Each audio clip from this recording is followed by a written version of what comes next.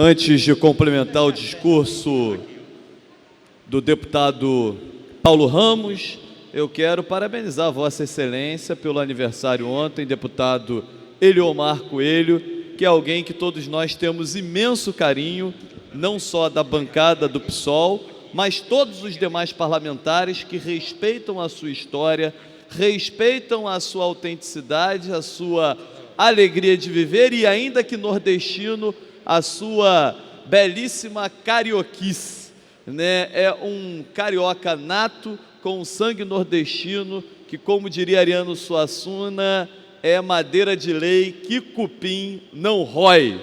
Deputado Paulo Ramos. Quero dizer, deputado Anderson Nogueira, perdi a oportunidade do privilégio de homenagear da tribuna o nosso grande companheiro, grande lutador, grande quadro político, um homem que é referência na política do nosso país, no nosso estado e no município.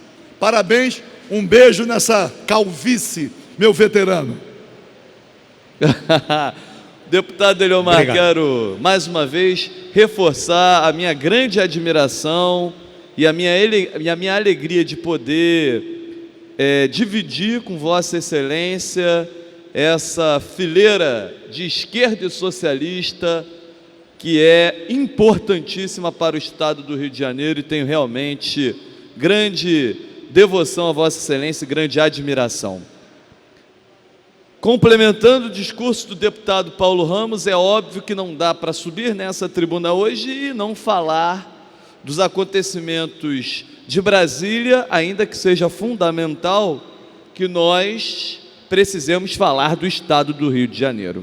Mas quero me ater aqui um pouco à fala do estado do Rio de Janeiro, exatamente pela nossa representação no Congresso Nacional. E aí há o contraponto, deputado Valdec. Se por um lado nós temos os melhores discursos, os melhores posicionamentos, o Rio de Janeiro também é dono dos piores. Os piores momentos e os melhores momentos da sessão de domingo foram do estado do Rio de Janeiro. Abre aspas. Eduardo Cunha, você é um gangster. A cadeira que te sustenta cheira a enxofre. Fecha aspas. Corajosa fala do deputado Glauber Braga, que disse o que muitos brasileiros gostariam de dizer. Essa fala resume muito do sentimento de todo o povo brasileiro, tanto daqueles que defendem o impedimento, como aqueles que são contrários ao impedimento. Porque o Brasil vive uma lógica de raiva, mas uma raiva colocada, uma mira apontada apenas para um lado, apenas para o lado da presidenta Dilma Rousseff. Eu tenho todas as minhas contradições com o atual governo federal. Abusou de errar, e é uma verdade. Se desconfigurou, se desligou das verdadeiras bandeiras populares para se aliar a um projeto de direita e se aliar ao mercado financeiro. Justamente esses que ela tentou se aliar é que a abandonaram e estão fazendo o que estão fazendo. Mas o que eu quero dizer com plena exatidão é que muitos falam da forma que falam, porque ali se escracha uma situação que é de todo o país, o desrespeito às mulheres. E é inadmissível que se desrespeite as mulheres como aqueles deputados federais desrespeitaram a presidenta Dilma Rousseff. Podem falar do viés político o que quiserem, mas não têm o direito de tratar a mulher Dilma Rousseff e tratar de uma maneira geral as mulheres brasileiras como estão sendo tratadas. Eu repudio veementemente todas as falas preconceituosas e carregadas de machismo só porque quem ocupa a cadeira número 1 desse país se trata de uma mulher.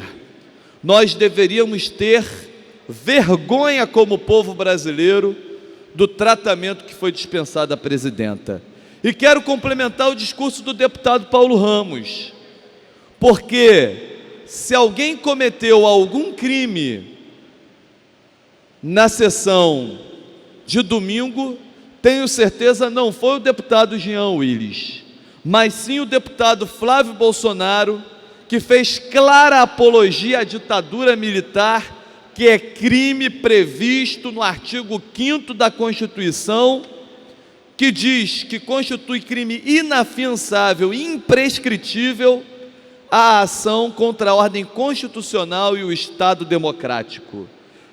Descumpriu a Lei de Segurança Nacional no seu artigo 22, fazer em público propaganda de processos violentos ou ilegais para alteração da ordem política ou social. E o artigo 23, incitar a subversão da ordem política ou social. 2, a animosidade entre as Forças Armadas ou entre essas e as classes sociais ou instituições civis. Poderia ainda falar do artigo 286 e do artigo 287 do Código Penal.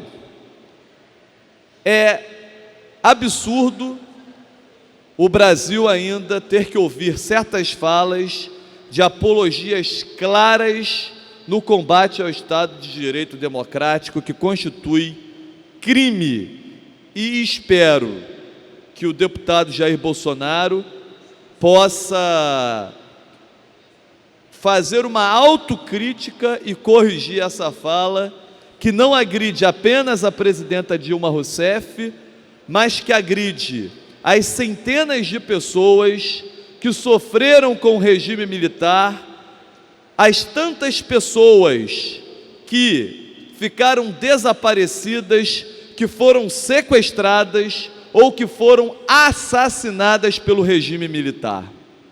É inadmissível que tenhamos que conviver, ainda que de forma democrática, porque a democracia permite até que se fale certas atrocidades, mas não concordamos e repudiamos a apologia à ditadura militar e ao fim do Estado de Direito Democrático. Mas, deputado Eliomar, claro que toda a discussão de Brasília é importante, mas não podemos desviar o foco do Estado do Rio de Janeiro. O Estado do Rio de Janeiro vive uma imensa crise e nós precisamos falar do Estado do Rio de Janeiro. Nós precisamos colocar os dedos nas feridas e dizer que a crise econômica que esse Estado vive é, antes de tudo, uma crise de gestão. E quando digo uma crise de gestão, é porque as prioridades estão invertidas. É que nós precisamos ter a mesma coragem do deputado federal Glauber Braga, quando fala de Eduardo Cunha, para falar daqueles agentes do Estado do Rio de Janeiro que estão levando o nosso Estado para um destino muito ruim e difícil de ser tirado. O Estado do Rio de Janeiro precisa rever muitos de seus conceitos de uma política que se arrasta há mais de 10 anos, numa lógica de beneficiamento de concessionárias e de grandes indústrias, e aí a gente não está falando do micro e do pequeno empresário, que é o que sustenta verdadeiramente o emprego e a renda do trabalhador, e a lógica perversa de terceirizações de OS e de não pagamento ou não melhora da vida dos servidores públicos. Um serviço público só é de qualidade se o servidor público for bem tratado e se o servidor público tiver as suas mínimas garantias reconhecidas. E é o que não está acontecendo nesse momento. Defendo a auditoria nas contas públicas do Estado. Defendo suspensão dos pagamentos de juros aos bancos. Defendo revisão completa da forma das concessões dos incentivos fiscais e defendo um planejamento estratégico regional para que nós não só saiamos da crise, mas que possamos ter um olhar para o futuro mais socialista, mais humanista e que reconheça as desigualdades e as diferenças de cada uma de nossas regiões. Obrigado, senhor presidente.